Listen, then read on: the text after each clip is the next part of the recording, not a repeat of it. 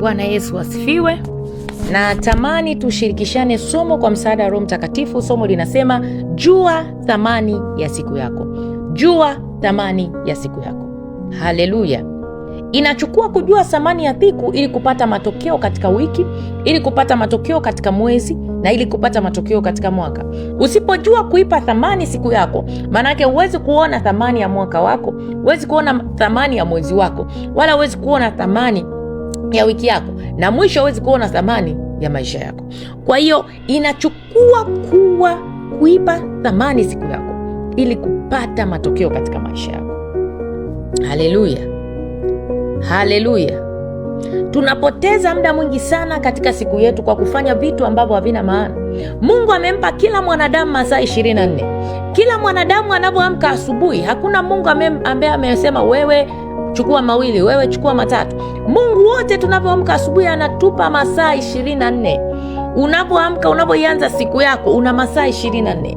Lakini inakuja kumtofautisha mtu mmoja na mwingine ni namna anavyotumia masaa yake. Inakuja kumtofautisha aliyefanikiwa na asiyefanikiwa namna anavyotumia masaa yake.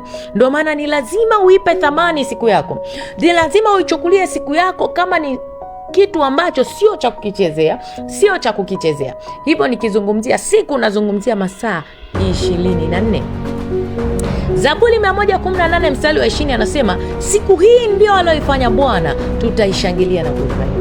Daudi alikuwa ameanza kutambua thamani ya siku, akasema hii ndo siku. Hii hapa nilionayo ndo siku. Sina siku nyingine. Hii moja hii nilionayo ni siku ambayo nitaitumia vizuri. Kwa nini? Ni siku yangu ya kufurahia na kuishangilia. Ukianza siku yako moja, ishi kama hautaishi tena. Ipe thamani ile siku, itendee haki ile siku, fanya vitu vya msingi katika ile siku, fanya vitu ambavyo vinaleta matokeo katika hiyo siku. Ndivyo ambavyo utaona thamani ya hiyo siku yako. Haleluya. Haleluya. Sasa namna gani tunaipa thamani siku ambayo Mungu amekupa? Kwanza, Zaburi 90 mstari wa 12 anasema, tufundishe kuzihesabu siku zetu tuweze kupata moyo wa hekima. Daudi alijua siri iliyopo katika siku. Akasema, Bwana tufundishe kuzihesabu siku zetu, tuzizingatie siku zetu, tuziangalie siku zetu, tusizichukulie poa siku zetu, tusizipoteze siku zetu. We should make sure we utilize, tunazitumia vizuri siku ambazo Mungu ametupa. Mungu anatupa moyo wa hekima katika kuishi siku ambazo Mungu amekupa. Haleluya. Ya kwanza, unaipaje thamani siku yako? Mshukuru Mungu siku inapoanza. Watu wengi wakianza siku au ameamka asubuhi, cha kwanza anachoshika ni simu. Lakini unapoamka asubuhi, cha kwanza mwambie Bwana Yesu asante kwa siku ya leo. Bwana Yesu asante kwa siku ya leo umenipa. Mungu wangu ninakutukuza. Wengi walitamani kuipata siku kama ya leo, wengi hawajaweza kuiona. Mimi umenipa hii siku, umenipendelea. Asante Bwana, asante Bwana. Mshukuru Mungu kwa hiyo siku. Jua kabisa ni upendeleo. Haleluya. Unapomshukuru Mungu kwa siku, unamwonyesha Mungu kwamba ninathamini hii siku ulionipa. Lakini unapoamka na kuishi kivyo vyote, manake Mungu anaona hujaithamini siku ambayo amekupa. Unaona ni kawaida tu. Kumbe kuna watu hawajaiona hiyo siku ambayo wewe umeiona. Zaburi 59 mstari wa 16 anasema, nami nitaziimba nguvu zako, nitaziimba fadhili zako kwa furaha. Unapoamka asubuhi, imba fadhili za Bwana. Mshukuru Mungu, mtukuze Mungu. Baba asante, mimi ni nani? Umenipa siku mpya. Baba asante, mimi ni nani? Nimefumbua macho. Na mmoja ajai kutania kwamba kulala ni kama nusu kufa, na hatujui tumelala saa ngapi wala tumeamka saa ngapi. Unajua, hujanielewa. Ukijua kwamba kulala, Mungu ndo anayekupa usingizi na ndo anayekuamsha. Sio unaamka wewe, wala alamu haijawahi kumwamsha mtu. Mungu ndo anayekupa usingizi na Mungu ndo anayekuamsha.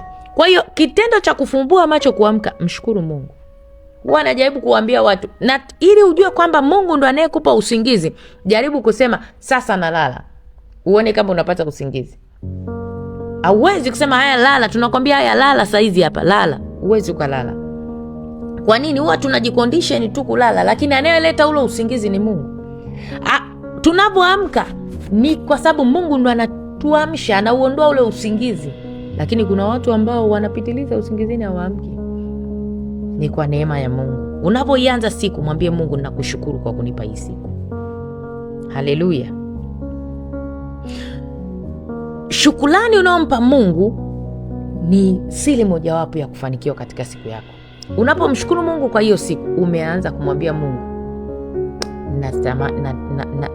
na nimetambua ni wewe, na Mungu anaachilia mkono wake kwenye hiyo siku. Namba 2, namna gani unaipa thamani siku yako? Tamkia mema siku yako. Ayubu 3:1 anasema, baada ya hayo Ayubu akafunua kinywa chake na kuilaani siku yake. Ayubu alipopitia mapito mengi, akafika wakati akailaani siku yake. Kumbe swala la kulaani na kubariki siku liko kinywani mwako. Wewe unaweza kuamka asubuhi na ukailaani siku yako. Aisee, siku ya leo ni ngumu. Ukishasema siku ni ngumu, inakuwa ngumu. Aisee, siku ya leo sijui, yani sitoboi. Ukisema hivyo manake inakuwa hivyo. Tamkia mema siku yako. Tamkia mambo mazuri. Mwambie Mungu, nipe kibali siku ya leo. Mungu nifanikishe siku ya leo. Mungu niinue siku ya leo. Mungu nikutanishe na wasaidizi wangu wa hatima siku ya leo. Mungu, chochote ambacho nitaweka mikono yangu kikafanikiwe. Mungu nisaidie, nipe kibali. Niinue katika kazi yangu. Niinue katika biashara yangu. Nipe amani kila pande. Nilinde. Tamkia mema siku yako. Ayubu 38:12 anauliza swali, je, umeiamuru asubuhi tangu siku zilipoanza?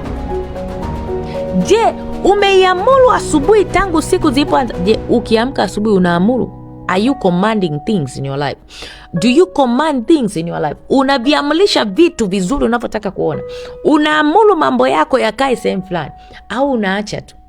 Watu wengi wakiamka asubuhi ameshakimbia, hamlishi. Mwingine amejitahidi, amemshukuru Mungu, lakini hakai as a commander kwamba you are a commander of your day. Wewe you are a commander of your day. You can command things in that day.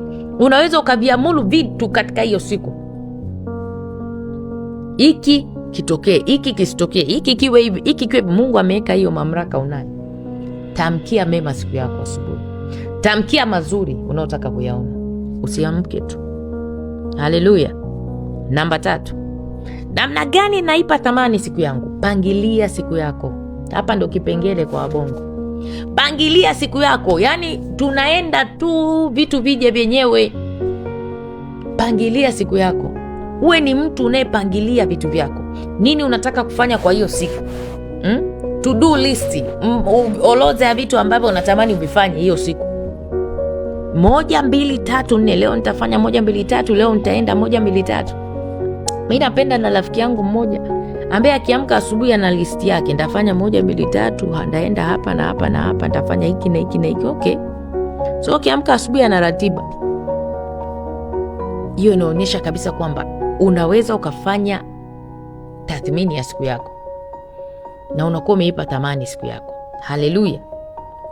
Haleluya. Efeso 5:15-16 anasema, basi angalieni sana jinsi mnavyoenenda, si kama wajinga, bali kama wenye hekima, mkiukomboa wakati, maana zama hizi ni za uovu.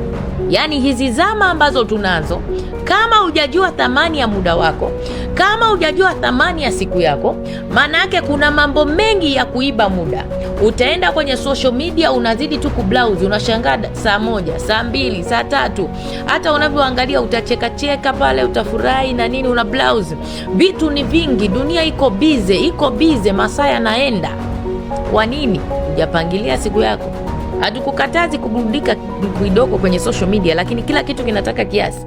Kiasi utakipata kama umepangilia siku yako. Unafanya nini huko kwenye social media? Unafanya nini kwenye browse? Unapo browse kwenye internet? Unafanya nini? Haleluya, pangilia siku yako. Unaona vijana ambao wako chuo, asiposoma anaangalia tu movie. Kwa nini? Yeye anajua yuko pale tu kusoma, but anaweza akafanya vitu vingine. Kuna vitu vingine ambavyo unaweza kufanya. Uweze ukaangalia movie masaa 8, unaangalia movie 8 hours. 8 hours. Masaa 3, 4. upo kwenye TV tu unabadilisha channel. No way. Pangilia siku yako. Mambo ni mengi ya kufanya. Pangilia siku yako. Angalia sana unavyoenenda. Try to observe your ways. How do you use your time? Unatumiaje muda wako? Pangilia ili uweze kutumia muda wako vizuri. Usipopangilia, shetani atakupangia vya kufanya, na viko vingi tu. Namba 4, unaipaje thamani siku yako? Maliza siku yako kwa kufanya tathmini. Maliza siku yako kwa kufanya tathmini. Utaona thamani ya siku kama kila unapofika usiku unafanya tathmini. Leo nimefanya kipi, sijafanya kipi? Kipi nimefanikiwa, kipi sijafanikiwa? Leo siku yangu imeendaje? Kiroho nimefanyaje? Kimwili nimefanyaje? Kiuchumi nimefanyaje? Kila siku kaa, angalia thamani, umefanya nini katika siku hiyo. Itakusaidia kufanya maboresho ya siku yako. Hiyo itakusaidia kesho unapoamka ujue wapi unaanzia. Haleluya. Na ya mwisho, tumia usiku wako kuiombea kesho yako. Ilikuwa ni usiku mmoja Yakobo alitumia kumlingana Bwana. Akasema, sintakuacha mpaka ukinibariki. Na usiku wako mmoja unatakiwa utumie ili kukomboa maisha yako, ili kukomboa kesho yako. Usilale usiku kucha. Amka, ombea kesho yako, ombea maisha yako, ombea siku inayofuatia. Ilikuwa ni usiku mmoja ambao Paulo na Sila walipofungwa katika gereza, waliamua kuto kulala na kung'ang'ania, na kesho yao ikawa bora. Kesho yako ipo katika namna ambavyo unatumia siku yako ya leo. Jinsi unavyoitumia leo yako inaamua kesho yako. Tumia usiku wako kuiombea kesho yako. Haleluya. Na Mungu atakusaidia. Ninaona kwa somo hili fupi ambalo tumejifunza, Mungu atatupa siku zenye mafanikio. Mungu atatufanikisha katika maisha yetu. Hatutakubali kupoteza muda pasipo kufanya vitu ambavyo vinaleta matokeo katika maisha yetu. Tutakubali kufanya vitu sahihi kila siku ili tupate kuleta matokeo katika maisha yetu. Tunaamini Mungu atatupa neema, Mungu atatupa msaada katika jina la Yesu Kristo. Na akili zetu zimefunguka kuanzia leo. Hatutafanya vitu ambavyo havina mantiki katika maisha yetu, bali tutafanya vitu ambavyo vinaleta matokeo ya sasa na ya baadaye katika jina la Yesu Kristo.